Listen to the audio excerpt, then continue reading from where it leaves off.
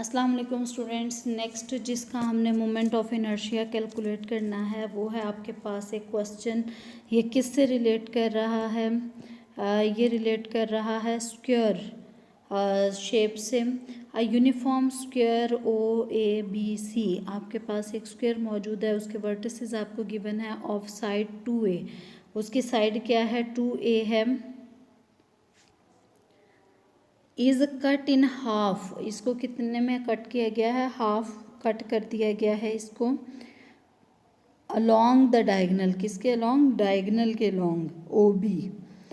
तो सारी चीज़ें आपको दी हुई हैं। हमने क्या कहा कि ओ ए बी सी, हमने कहा ये 4 वर्टिसेस हैं और आपके पास शेप कौन सी थी? स्क्वायर की थी। उसके बाद उसका डायगनल उसने खुद बताया कि ओ बी है आपके पास। Show that the principal moment of inertias of triangular plate O A B. अब हमने क्या शो करना है कि जो ट्राइंगुलर प्लेट है ओ ए बी, ये वाली ट्राइंगल बन रही है ना, आपने स्क्वायर को हाफ में डिवाइड कर दिया तो ये आपके पास क्या बन गई? ट्राइंगल बन गई। कि जो ट्राइंगुलर प्लेट है O A B relative to corner O, इस कॉर्नर ओ के रिलेटिव ये जो ट्राइंगुलर प्लेट है उसके जो प्रिंसिपल मोमेंट्स ऑफ इनर्शियाज हैं वो आपके पास ये गिवन है। इससे पहले गिवन नहीं होते थे, हमने उसको कैलकुलेट करना होता था, लेकिन अब आपके पास गिवन है तो आपने इनको वेरीफाई करना है। Determine also the principal axis, तो मेथड अगेन सेम है। सबसे पहले इनर्शिया मैट्रिक्स निकालेंगे, फिर उसमें से जो कॉमन आता होगा उसको हम कॉमन लेंगे। उसके बाद करेक्टरिस्टिक पोलिनोमियल निकालेंगे। करेक्टरिस्टिक पोलिनोमियल निकालने के बाद आप प्रिंसिपल एक्सिस फाइंड आउट करेंगे। So let M be the mass of the triangular plate, आपके पास ट्राइंगुलर प्लेट मौजूद है whose perpendicular sides are 2a, क्योंकि स्क्वायर प्लेट है तो आपने इसकी जो लेंथ लेट की है वो क्या है? 2a लेट की है। Area of triangle O A B, अब आपको ये वाला ट्राइंगल चाहिए था ओ ए बी, तो इसका एरिया का क्या फार्मूला था? 1/2 बेस इंटू हाइट। बेस आपके पास 2a है, हाइट भी आपके पास क्या है? 2a है। तो आपने दोनों को करवाया मल्टीप्लाई, ये वाला 2:2 से कैंसिल, तो आपके पास क्या आ जाएगा? 2a square. डेंसिटी की बात करें तो मैस 2 डायमेंशनल है ना, तो मैस पर यूनिट एरिया आ जाएगा। एरिया आपके पास 2a स्क्वायर है। इसके बाद है now we know that I is equal to moment of inertia of triangle about its base. ये आपने प्रीवियस चैप्टर में अगेन ये काफ़ी डिटेल में किया हुआ है। तो मोमेंट ऑफ इनर्शिया जो है वो बेस के अबाउट क्या होता है? 1/6 m into height square. Height अगर आप देखें तो क्या है? 2a है, तो 2a स्क्वायर। तो moment of inertia about X axis आपके पास आ गया। इसके बाद moment of inertia about the line A B की अगर आप बात करें तो इस पे जो परपेंडिकुलर डिस्टेंस है अगेन वो क्या है? 2a है। तो ये दोनों केसेस में मोमेंट ऑफ इनर्शिया क्या आएगा? सेम आएगा। रीज़न क्या थी? क्योंकि ये स्क्वायर प्लेट थी। इसके बाद हम अब बात करने लगे हैं सेंट्रॉइड ऑफ ट्राइंगल। अब ये सेंट्रॉइड अचानक से क्वेश्चंस में क्यों आ गया हुआ है? क्योंकि हमने पैरेलल एक्सिस थ्योरम अगर अप्लाई करना है तो आपको 2 एक्सिस के दरमियान परपेंडिकुलर डिस्टेंस चाहिए होता है, और डिस्टेंस तभी आता है जब आपके पास उस एक्सिस पे मौजूद पॉइंट के वर्टिसेस पॉइंट मौजूद हो या फिर उसकी वैल्यूज़ का आपको पता हो। तो सेंट्रॉइड हमने कैलकुलेट करना है। 3 वर्टिसेस हैं आपके पास, 2 डायमेंशन में हैं, तो एक्स की तीनों वैल्यूज़ को आपने ऐड किया 0 + 2a + 2a, तो ये 4a/3। 3 जितने वर्टिसेस थे 1, 2 और 3 थे, तो 3 से आपने डिवाइड कर दिया। इसी तरीके से y के तीनों वैल्यूज़ को ऐड किया और 3 से हमने डिवाइड कर दिया। तो ये g के कुछ इस तरह से कंपोनेंट्स आ जाएंगे। अब d क्या है? Distance between A B and l है। d हमने डिनोट किया है कि ए बी एक्सिस और l जो लाइन है उसके दरमियान जो डिस्टेंस है, ये वाला हम जो है वो प्रीवियस लेक्चर में भी यही वाला कॉन्सेप्ट यूज़ किया था। ए बी आपके पास ये मौजूद है और लाइन कौन सी मौजूद है? एल। एल कहाँ से पास कर रही थी, डायगोनल को कट कर रही थी हाफ में। तो आपके पास ये एल मौजूद है और ये वाला ए बी मौजूद है। इसके दरमियान जो परपेंडिकुलर डिस्टेंस है वो हम कैलकुलेट करना चाह रहे हैं। अब आपको ये भी डिस्टेंस चाहिए, ये भी डिस्टेंस। अब ये वाला जो डिस्टेंस है इसको आपने डी डैश का नाम दे दिया। और ये कहाँ से आएगा, एक्स की वैल्यू कहाँ से आएगी, जो जी का एक्स कंपोनेंट होगा। तो जी का एक्स कंपोनेंट क्या है, 4a/3। तो आपके पास ये वाला जो डिस्टेंस है डी डैश, ये क्या बना, 4a/3। अब अगर आप इसको देखें तो ये क्या है, ये डी है आपके पास और होल जो आपके पास है वो क्या है, 2a है। तो यहाँ से ये कैसे आएगा, इसमें से आप इसको कर देंगे माइनस, तो आपके पास रिमेनिंग डिस्टेंस आ जाएगा। तो हमने क्या किया, टोटल 2a था माइनस जो सेंटर वाला एक्स का कंपोनेंट था 4a/3, इसमें से इसको किया माइनस, तो आंसर आ गया 2a/3। इसका मतलब जो आपके पास डी की वैल्यू आई है वो 2a/3 आई है और डी डैश की वैल्यू यहाँ से ही कंपोनेंट वाली आ जाएगी। इसके बाद हम पैरेलल एक्सिस थ्योरम अप्लाई करेंगे, moment of inertia about line A B. अब देखें यहाँ पे आपका टारगेट क्या था कि आपने मोमेंट ऑफ इनर्शिया कैलकुलेट करने हैं, principal moments of inertia calculate करने हैं किसके, about triangular plate relative to corner O. इस कॉर्नर के अबाउट आपने कैलकुलेट करने हैं। पिछले आपने जो हेमिस्फीयर का किया था इस तरीके से आपके पास स्फीयर बना था। अगेन आपने उसके रिम के अबाउट, इस कॉर्नर रिम पे जो एक पॉइंट मौजूद था उसके about moment of inertia calculate किया था। अब इसमें भी कॉर्नर पे मौजूद है। अब इसके अबाउट करने के लिए हमने उसके सेंटर के about moment of inertia, product of inertia निकाले और फिर पैरेलल एक्सिस थ्योरम अप्लाई किया। सो नेक्स्ट हम देखते हैं कि जो मोमेंट ऑफ इनर्शिया है वो by using parallel axis theorem I A B इस लाइन के about is equal to I G plus M D square. मतलब इसके अबाउट जो मोमेंट ऑफ इनर्शिया वो इसके अबाउट और इन दोनों के दरमियान जो परपेंडिकुलर डिस्टेंस का स्क्वेयर आ जाएगा और साथ में एम हो जाएगा मल्टीप्लाई। सो आपके पास आई जी तो आपको नहीं पता, लेकिन आई ए भी पता है। जो भी आपने कैलकुलेट किया है उनकी वैल्यूज़ को आपने किया पुट, और एम और डी किसके इक्वल था, 2a/3। अभी हमने कैलकुलेशन की है उसकी वैल्यू को भी यहाँ पे रिप्लेस किया है। इसको हमने रीअरेंज किया और सिंप्लीफाई किया तो आई जी की वैल्यू क्या आ गई, 2/9ma²।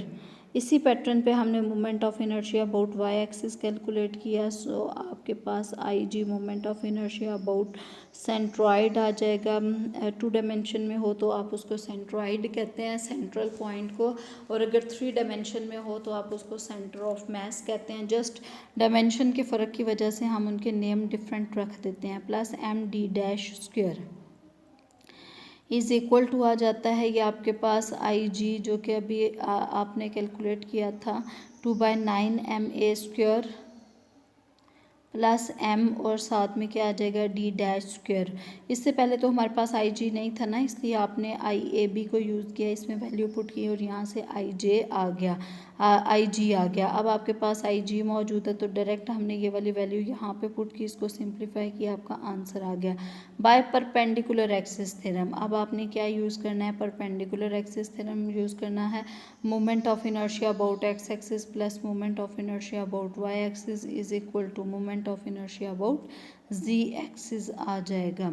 तो ये क्या बना, 2/3ma²। इसके अबाउट मोमेंट ऑफ इनर्शिया जो भी आपने कैलकुलेट किया है, वाई एक्सिस के अबाउट मोमेंट ऑफ इनर्शिया आपने अभी कैलकुलेट किया है, ये 2ma² है। इसको सिंप्लीफाई करेंगे तो आपके पास आ गया 8/3ma²।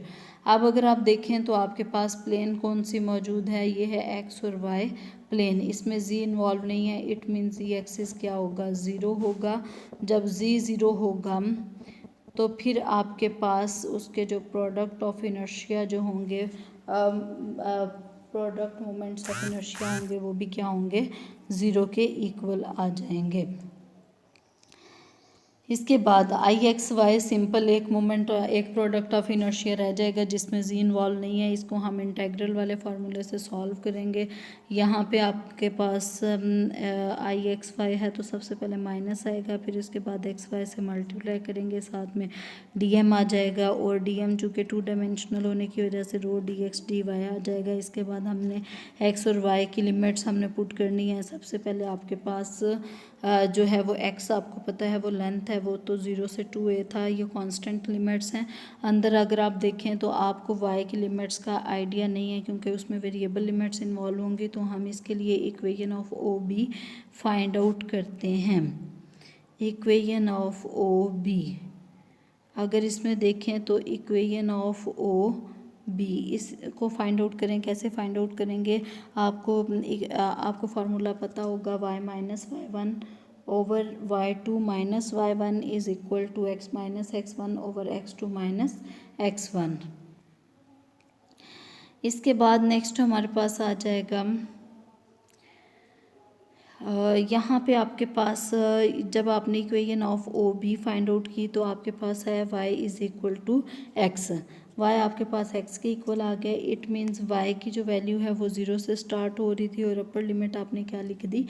x लिख दी। अब वेरिएबल लिमिट्स को हम पहले एग्जीक्यूट करते हैं, उसके बाद कांस्टेंट लिमिट्स को हम एग्जीक्यूट करते हैं। अब वेरिएबल लिमिट्स आपके पास हैं 0 से लेके x तक और dx के थ्रू आप इसको इंटीग्रेट पहले dy के थ्रू करेंगे। आप इसमें जो चेंज है ना, अगर तो दोनों लिमिट्स कांस्टेंट हो तो चाहे dx पहले लिख लें या फिर dy पहले लिख लें, कोई फ़र्क नहीं पड़ता। लेकिन अगर एक वेरिएबल और एक कांस्टेंट है या फिर जितनी वेरिएबल लिमिट्स होंगी वो पहले आप उनको अवेलुएट करेंगे और बिल्कुल लास्ट में आप कांस्टेंट वाली लिमिट को एग्जीक्यूट करेंगे। तो यहाँ पे आपके पास y की लिमिट्स में वेरिएबल आ रहा था इसलिए आपने y वाली को पहले y के विद रिस्पेक्ट टू पहले इंटीग्रेट किया। y मौजूद है तो इंटीग्रल क्या बन जाएगा? y स्क्वायर ओवर 2 हो जाएगा। इसके बाद आपने क्या किया? यहाँ पे y की upper limit lower limit put की और देन ये क्या बना? एक्स क्यूब बन गया। इसको विद रिस्पेक्ट टू x आप इंटीग्रेट करेंगे तो x4 ओवर 4 और यहाँ पे जब आप सिंप्लीफाई करेंगे तो moment of inertia about X Y आ जाएगा। अब तमाम मोमेंट्स और प्रोडक्ट्स ऑफ इनर्शिया आगे हुए हैं तो हम इंट्रोड्यूस करवाएंगे इनर्शिया मैट्रिक्स। इनर्शिया मैट्रिक्स किसके इक्वल आएगा? आपके पास ये वाले आपके पास जो मोमेंट्स ऑफ इनर्शियाज थे और ये वाले प्रोडक्ट ऑफ इनर्शिया एक ही था तो इसलिए यही रह जाएगा। अब अगेन हमारा टारगेट क्या होगा कि इसमें से आपने लेना है कॉमन। जो कॉमन आता है तो एम ए स्क्वायर यहाँ पर मौजूद, इन तमाम में एम ए स्क्वायर मौजूद है, एम ए स्क्वायर आ जाएगा कॉमन। उसके बाद आपके पास ये 3 मौजूद है तो आप क्या करेंगे? इसको सॉल्व करने के लिए आप 1/3 भी कॉमन ले लेंगे। जिनके साथ 3 डिवाइड नहीं हो रहा उनके साथ मल्टीप्लाई हो जाएगा। कॉमन लेने का जो है टेक्निक वो आपको आती है। नेक्स्ट हम इसी की बेस पे करेक्टरिस्टिक मैट्रिक्स को डेवलप करेंगे। a minus lambda I mod is equal to 0 for eigen values. किस लिए हम ये प्रोसेस करेंगे? आइगन वैल्यूज़ कैलकुलेट करने के लिए। आइगन वैल्यूज़ कैलकुलेट करने के लिए करेक्टरिस्टिक इक्वेशन जो हम बनाते हैं वो इस तरह से बनाते हैं कि उसकी डायगोनल एंट्रीज में से आप लैम्डा को माइनस करते हैं। सो ये आपके पास जो डायगोनल एंट्रीज थी वो आपके पास थी 2, 6 और 8। इनमें से आपने लैम्डा को किया माइनस तो 2 minus lambda 6 minus lambda 8 minus lambda. इसके बाद आपने करना है इसका डिटर्मिनेंट कैलकुलेट। जो मेथड आपको इजी लगता है आप अडॉप्ट कर सकते हैं। डिटर्मिनेंट के लिए हमने यूज़ किया जो है वो फर्स्ट नहीं हमने यूज़ किया ये वो वाली रो या फिर वो वाली कॉलम जिसमें मैक्सिमम नंबर ऑफ़ ज़ीरोज़ आते हों ताकि आपको एक ही को फैक्टर कैलकुलेट करना पड़े और बाकी जो है वो ज़ीरो हो जाए और आपका क्वेश्चन शॉर्ट हो जाए। सो इसके लिए हम या तो R3 थर्ड रो यूज़ कर सकते हैं या फिर हम C3 थर्ड कॉलम यूज़ कर सकते हैं। तो हमने यहाँ पे किया 8 माइनस लैम्डा। वह शुरू वाले दोनों आपके पास 0 आ गए। 8 माइनस लैम्डा किसी को भी यूज़ करेंगे तो ये कैंसिल हो जाएगा। जस्ट आपके पास इसकी प्रोडक्ट माइनस इसकी प्रोडक्ट तो -9। इसको सॉल्व करेंगे, सिंप्लीफाई करेंगे। जो 8 माइनस लैम्डा मौजूद है ना, अगर कोई फैक्टर मौजूद है आपने ये नहीं करना उसको भी अंदर मल्टीप्लाई किया बाद में आप फैक्टर्स बनाते रहें। आपने उसको बाहर ही रखना है। जो अंदर वाला एक्सप्रेशन होगा उसके भी आपने फैक्टर्स बना लेना है। फिर 1 बाय 1 आपने 0 के इक्वल रखना है। तो यहाँ से आपके पास लैम्डा की वैल्यूज़ आ जाएंगी। अब लैम्डा की वैल्यू आपके पास आई है 8 तो आपके पास ये जो इनर्शिया मैट्रिक्स था इसके बाहर 1/3 ma स्क्वायर मौजूद था। एक दफ़ा आप इसको 8 से मल्टीप्लाई करवाएंगे तो ये 8/3 ma स्क्वायर बन गया। दूसरी दफ़ा आप इसकी प्लस वाली साइन के साथ प्लस वाली साइन के साथ मल्टीप्लाई करवाएंगे और थर्ड टाइम आप इसकी माइनस वाली साइन के साथ मल्टीप्लाई करवाएंगे। तो इस तरीके से आपके पास आ गई आइगन वैल्यूज़। नेक्स्ट आपने कैलकुलेट करना है आइगन वेक्टर्स। आइगन वेक्टर्स आप कैलकुलेट करने के लिए चूँकि जो आपकी जो है वो 3 वेरिएबल्स इन्वॉल्व हैं, तो हमने क्या किया यहाँ पे एक्स वाई और जी ट्रांसपोज आपने लेट कर लिया कि ये आइगन वेक्टर है किसके corresponding, lambda is equal to 8 जो पहली आइगन वैल्यू है उसके करस्पॉन्डिंग हमने लेट कर लिया। अब ए माइनस लैम्डा आई इंटू V1 आपके पास 0 के इक्वल हमने इसको किया। आइगन वेक्टर फाइंड आउट करने के लिए हम इस इक्वेशन को यूज़ करते हैं। यहाँ पे आपने जो आपके पास ऊपर ये वाला मैट्रिक्स मौजूद था, यहाँ पे लैम्डा को बारी बारी आपने 8 पुट किया, यहाँ पे 8 पुट करेंगे तो 2 माइनस 8 माइनस 6 रह जाएगा। इसी तरीके से बाकी वैल्यूज़ को भी आपने पुट करते गए तो आपके पास after simplification just diagonal entries में चेंज होगा, बाकी एंट्रीज में चेंज नहीं होगा।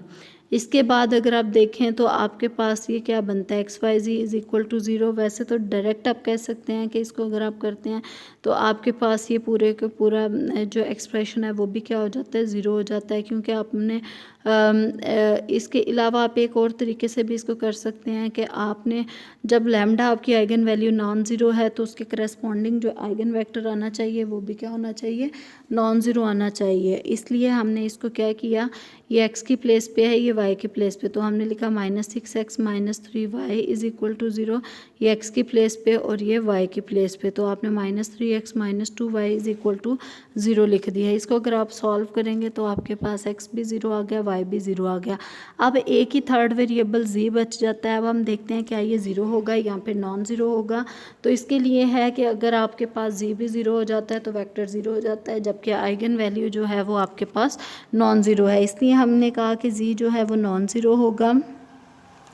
z नॉन ज़ीरो होगा तो ये कोई भी कांस्टेंट हो सकता है, आप इसको आर्बिट्रेरी कांस्टेंट चाहे t ले लें चाहे c ले लें, या फिर इसको 1 के इक्वल रख लें।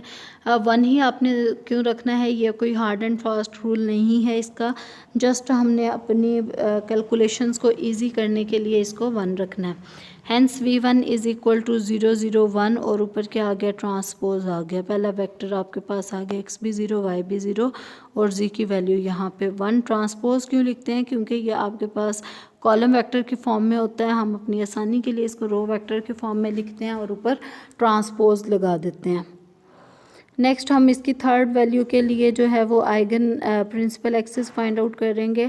थर्ड वैल्यू आपके पास थी lambda is equal to 4 plus lambda is equal to 4 plus 13 square root. तो v2 आपके पास इस फॉर्म में आ गया, बी आइगन वेक्टर, ये क्या है, आइगन वेक्टर है आपके पास। और यहाँ से आपने इसको रिप्लेस किया, लैम्डा की जगह पे इसको सिंप्लीफाई किया। अब इसके बाद हम क्या करने लगे हैं, अब सबसे आसान तरीका ये होता है कि अगर दो एंट्री 0 हो तो थर्ड को यूज़ करते हुए सिंपली आप उसका डिटर्मिनेंट फाइंड आउट कर सकते हैं। या फिर आप क्या कर सकते हैं, आप इसको लीनियर इक्वेशन के फॉर्म में लिखें और उसके बाद इसको कर लें सॉल्व। अब अगर आप देखें तो यहाँ पे आपने x, y और z की वैल्यूज़ को फाइंड आउट करना है। तो यहाँ पे आप इसको जो है वो x के साथ ये एक्सप्रेशन मौजूद है तो आपने वो लिख लिया +3y इज़ इक्वल टू 0। मतलब आपने क्या किया, यहाँ से माइनस को थ्रू आउट द मैट्रिक्स आपने लिया हुआ है कॉमन, ठीक हो गया। और अगर -3 भी कॉमन है ना तो इसलिए यहाँ पे आपको +3y नज़र आ रहा है इज़ इक्वल, ये वाला -3 + 3y इज़ इक्वल टू 0 हो गया। और उसके बाद ये वाला 3x और साथ में 2 - 13 स्क्वायर रूट y। अच्छा, इसमें कोई प्लस माइनस की मिस्टेक भी हो सकती है, वो आपने देख लेनी है। तो यहाँ से आपके पास x, y और z की वैल्यूज़ आ जाएंगी। अब x की आपके पास वैल्यू आई इस फॉर्म में। अब अगर आप देखें तो y इज़ आर्बिट्रेरी, तो इसलिए आपने y को रख लिया 1।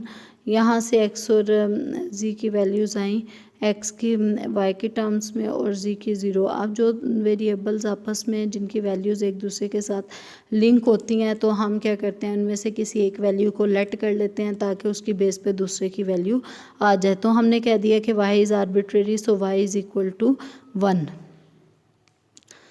इसके बाद थर्ड आइगन वेक्टर के लिए हमने लैम्डा लिया 4 माइनस 13 स्क्वायर रूट और v3 इसके इक्वल लिया भी आइगन वेक्टर। ये क्या है, आइगन वेक्टर है। सेम वही स्टेप्स हम इस पे भी रिपीट करेंगे।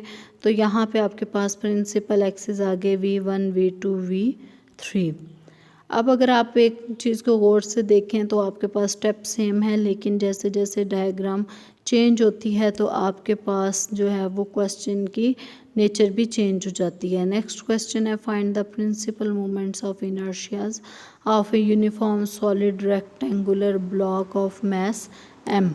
आपके पास किस तरह का ब्लॉक है, यूनिफॉर्म सॉलिड रेक्टेंगुलर ब्लॉक है, रेक्टेंगल की फॉर्म में है, of mass m has square base.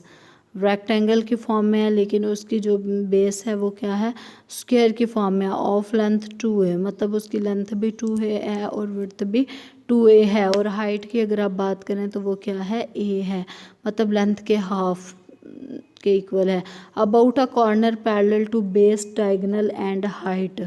आपने एक कॉर्नर के अबाउट फाइंड आउट करना है जो कि बेस के जो डायगोनल है, बेस आपके पास ये है ना, इसका डायगोनल कुछ इस तरह से आएगा, बेस के डायगोनल के अबाउट पैरेलल है और एंड हाइट के अबाउट।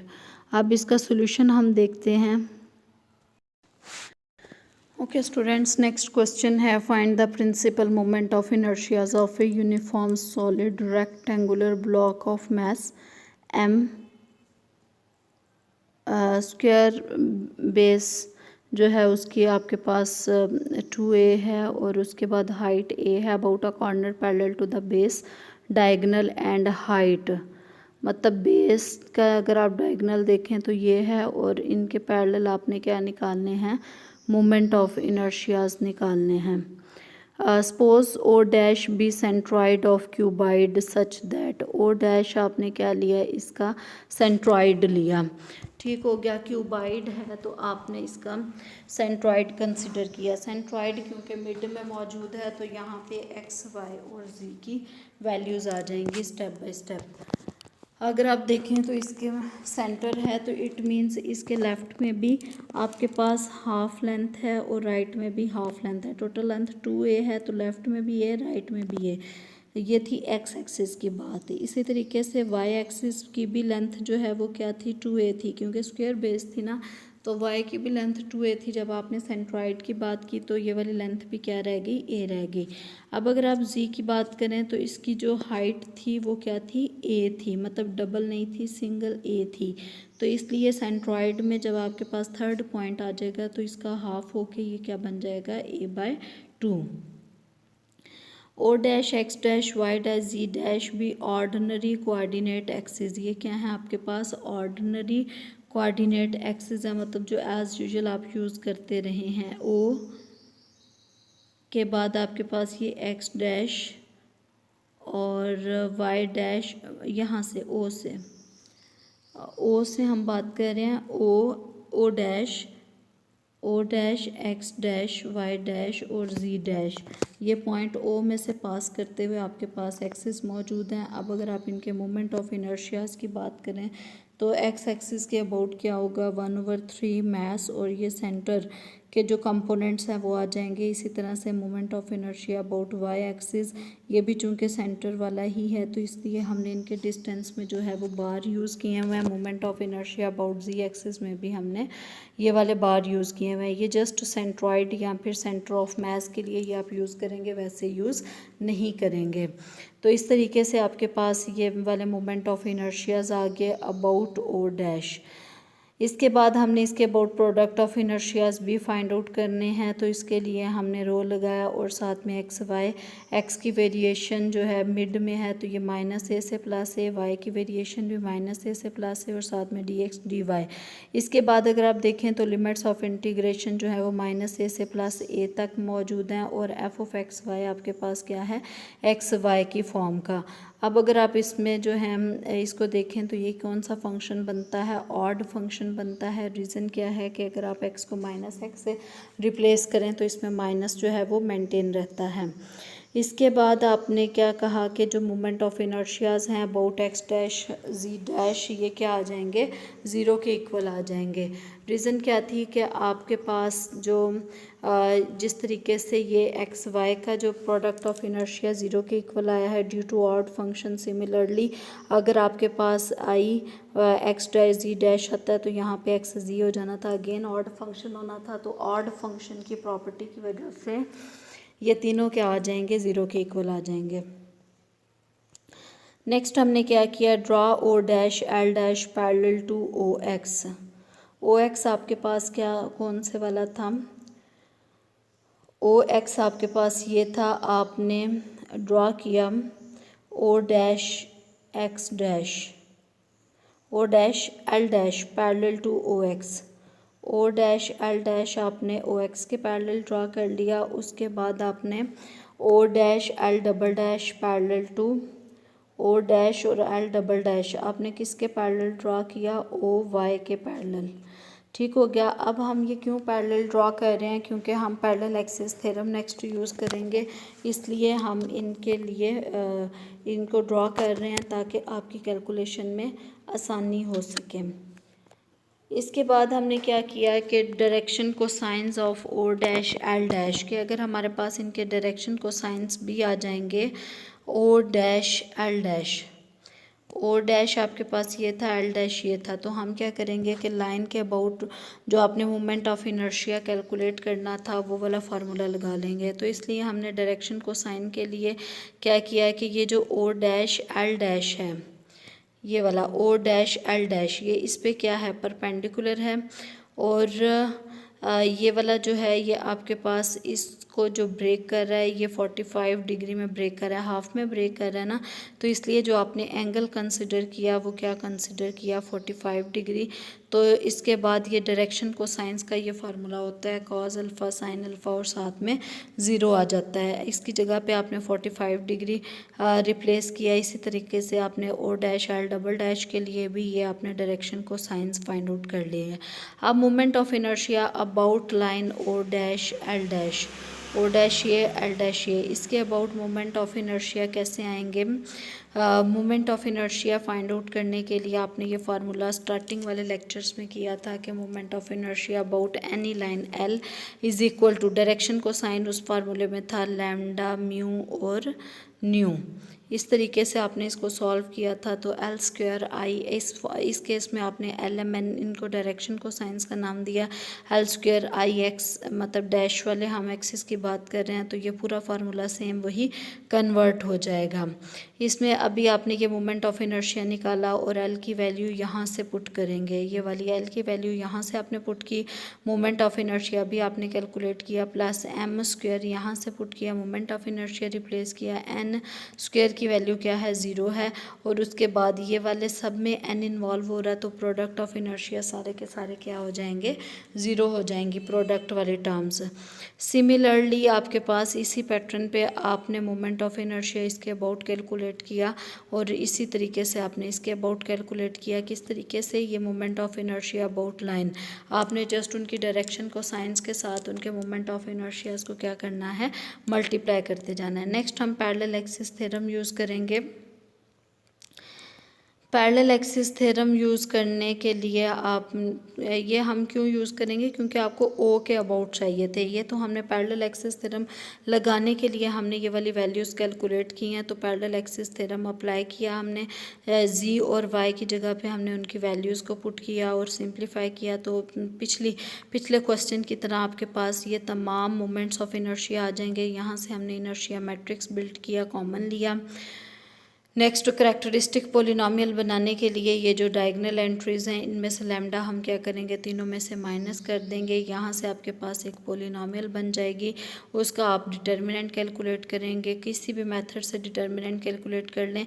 सबसे इजी वे ये होता है कि अगर आपके पास कोई सी दो रोज़ या फिर दो कॉलम ज़ीरो बन रहे हैं तो आप उसको ज़ीरो बना सकते हैं, उससे आपकी कैलकुलेशन ईजी हो जाती है।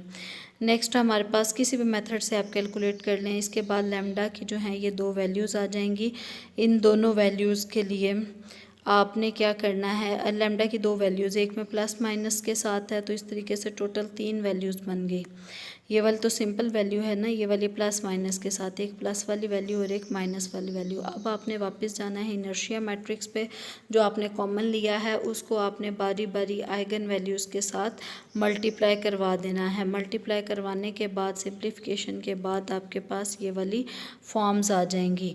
इसमें अगर आप देखें तो आपके पास क्वेश्चन में क्या था कि आपने सिर्फ क्या फाइंड आउट करना था कि principal moments of inertia, principal axis find out नहीं करने थे, इसलिए आप मज़ीद जो है वो प्रोसीजर की तरफ मूव हमने नहीं किया जो व्यू कैलकुलेट करने वाला था। Just principal moments of inertias ही हमने कैलकुलेट किए हैं। तो जो क्वेश्चन में, जिस क्वेश्चन में जितनी रिक्वायरमेंट होगी आपने उतना ही उसको करना है, उससे एक्स्ट्रा आपने सॉल्व नहीं करना। ये नेक्स्ट आपकी प्रैक्टिस के लिए कुछ असाइनमेंट क्वेश्चंस हैं, इनको आपने देख लेना है। ठीक हो गया? ओके स्टूडेंट्स, अल्लाह हाफिज़।